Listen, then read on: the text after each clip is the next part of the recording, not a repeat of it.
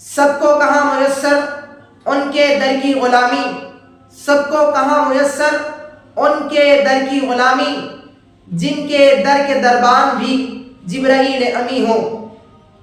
اور آج کا ویڈیو بھی بہت اہم ہے، میں آج بھی آپ لوگوں کے سامنے بہت اہم گفتگو کروں گا۔ آپ لوگ ویڈیو کا تھمبنیل دیکھ کر سمجھ گئے ہوں گے کہ آج کا ویڈیو کس عنوان پر ہے۔ میں آپ لوگوں کے سامنے آج قبیلہ قریش کے نام رکھنے کی وجہ اور آپ صلی اللہ علیہ وسلم کے پردادا حضرت ہاشم کا تذکرہ کروں گا، اور آپ کے دادا جان حضرت عبد المطلب کا بھی تذکرہ کروں گا۔ السلام علیکم ورحمۃ اللہ وبرکاتہ۔ امید ہے آپ سب خیریت سے ہوں گے، اللہ آپ لوگوں کو ایسے ہی خوش رکھے۔ سب کو کہاں میسر ان کے در کی غلامی، سب کو کہاں میسر ان کے در کی غلامی، جن کے در کے دربان بھی جبرائیل امی ہو۔ امید کہ آپ لوگوں نے میرا گزشتہ ویڈیو دیکھ لیا ہوگا، جس میں آپ صلی اللہ علیہ وسلم کے افراد خاندان کے ناموں کا تذکرہ کیا اور آپ کے ازواج مطہرات کے ناموں کا تذکرہ کیا۔ جن لوگوں نے اس ویڈیو کو دیکھا، امید کہ ان لوگوں کو بہت زیادہ نفع ہوگا۔ جن لوگوں نے اس ویڈیو کو نہیں دیکھا وہ ضرور اس ویڈیو کو دیکھ لیں، تاکہ آپ لوگوں کو بھی زیادہ سے زیادہ نفع ہو جائے۔ اور آج کا ویڈیو بھی بہت اہم ہے، میں آج بھی آپ لوگوں کے سامنے بہت اہم گفتگو کروں گا۔ آپ لوگ ویڈیو کا تھمبنیل دیکھ کر سمجھ گئے ہوں گے کہ آج کا ویڈیو کس عنوان پر ہے۔ میں آپ لوگوں کے سامنے آج قبیلہ قریش کے نام رکھنے کی وجہ اور آپ صلی اللہ علیہ وسلم کے پردادا حضرت ہاشم کا تذکرہ کروں گا، اور آپ کے دادا جان حضرت عبد المطلب کا بھی تذکرہ کروں گا۔ قریش ایک بحری یعنی سمندری جانور کا نام ہے، جو اپنی طاقت کی وجہ سے سب جانوروں پر غالب رہتا تھا اور جس جانور کو چاہے کھا لیتا تھا، لیکن کوئی دوسرا جانور اس کو نہیں کھا سکتا تھا۔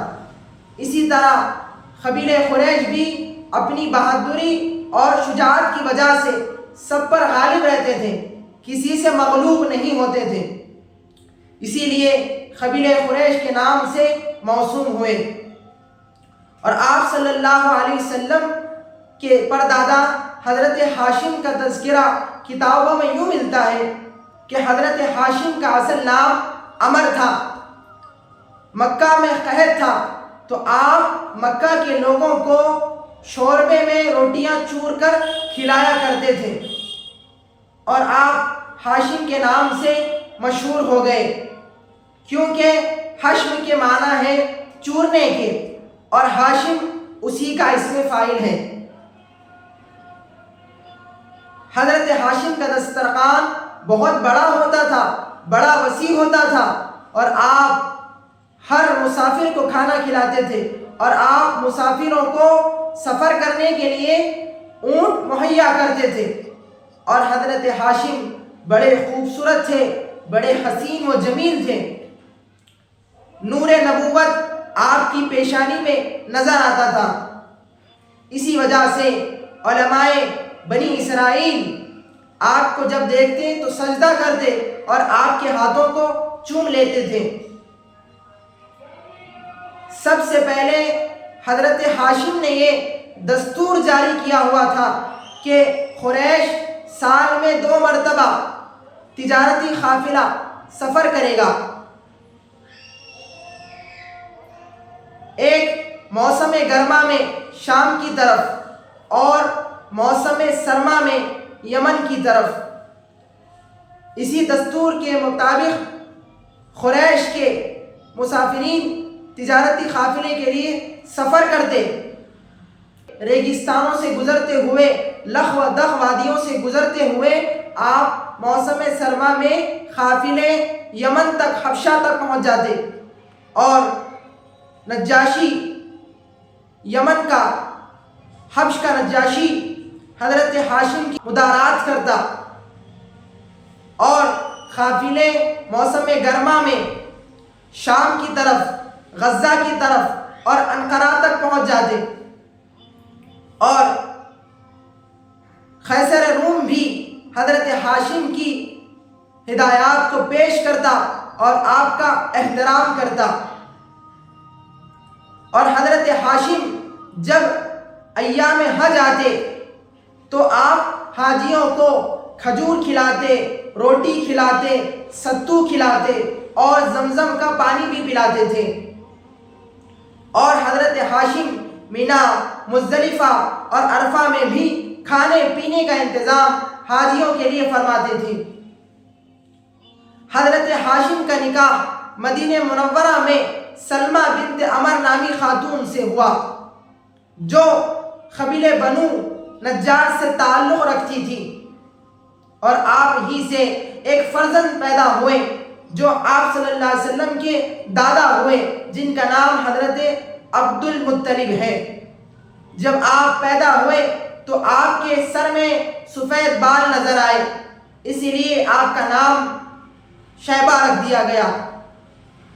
حضرت ہاشم قافلوں کے ساتھ غزہ سفر کیے تو آپ کا وہیں انتقال ہو گیا اور آپ وہیں دفن ہو گئے، اور کتابوں میں آپ صلی اللہ علیہ وسلم کے دادا جان کا تذکرہ یوں ملتا ہے کہ آپ کے دادا جان کا اصل نام، آپ صلی اللہ علیہ وسلم کے دادا جان کا اصل نام حبشۃ الحمل تھا۔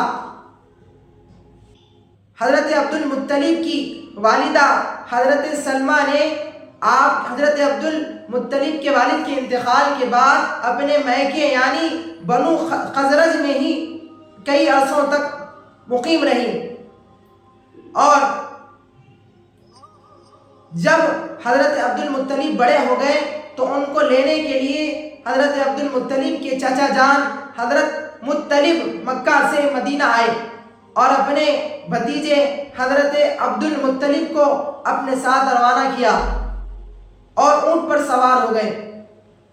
حضرت عبد المطلب کے چچا جان حضرت مطلب اونٹ پر سامنے سوار تھے اور حضرت عبد المطلب چچا جان کے پیچھے اونٹ پر سوار تھے۔ جب دونوں مکہ میں داخل ہوئے تو مکہ والوں نے حضرت مطلب سے پوچھا، یہ لڑکا کون ہے؟ تو حضرت المطلب نے حیا کی وجہ سے کہا کہ یہ میرا غلام ہے، کیونکہ شیبہ کی حالت بگڑی ہوئی تھی، آپ میلے کچیلے کپڑوں میں تھے۔ شیبہ یعنی آپ صلی اللہ علیہ وسلم کے دادا جان میلے کچیلے کپڑوں میں تھے اور آپ کے چہرے سے یتیمی ٹپک رہی تھی، اسی لیے آپ نے حیا کی وجہ سے آپ کا نام نہیں بتایا اور یہ نہیں کہا کہ یہ میرے بھتیجے، بلکہ یوں کہا کہ یہ میرے غلام ہیں، اور آپ جب ہی سے عبد المطلب کے نام سے مشہور ہو گئے، اور عبد المطلب کے لفظی معنی ہے مطلب کا غلام۔ اور بعد میں آپ مکہ پہنچ کر اپنے بھتیجے کو صاف لباس پہنا کر جب بتایا لوگوں کو کہ یہ میرے بھتیجے ہیں۔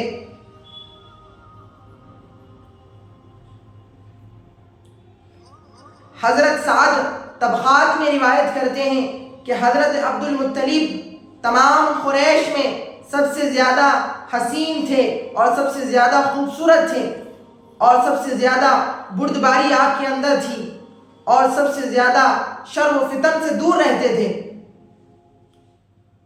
اور آپ قریش قبیلے کے مسلم سردار تھے۔ اور حضرت عبد المطلب کی سخاوت اپنے والد حضرت ہاشم سے بھی آگے بڑھ چکی تھی۔ آپ کی سخاوت انسانوں سے بڑھ کر چرند اور پرند تک بھی پہنچ گئی تھی،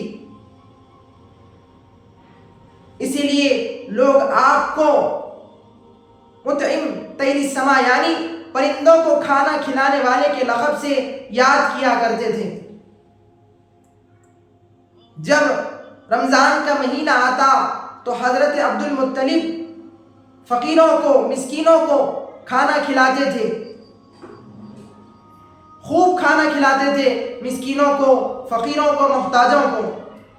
اور غار حرا میں سب سے پہلے خلوت و عزلت کرنے والے حضرت عبد المطلب ہی تھے۔ امید کہ آپ لوگوں کو آج کا ویڈیو بہت پسند آیا ہوگا۔ اس ویڈیو میں نے قبیلہ قریش کے نام رکھنے کی وجہ بتائی اور آپ صلی اللہ علیہ وسلم کے پردادا کا تذکرہ کیا اور آپ کے دادا جان کا بھی تذکرہ کیا۔ ہم پر ضروری ہے کہ ہم آپ صلی اللہ علیہ وسلم کی سیرت کو پڑھیں اور اس کو اپنی زندگی میں عمل کرنے کی کوشش کریں۔ اسی لیے اپنے بچوں کو سیرت پر چلنا سکھائیے اور سیرت کی کتابیں پڑھ کے انہیں بتائیے اور ان کی زندگیوں میں سیرت لائیے۔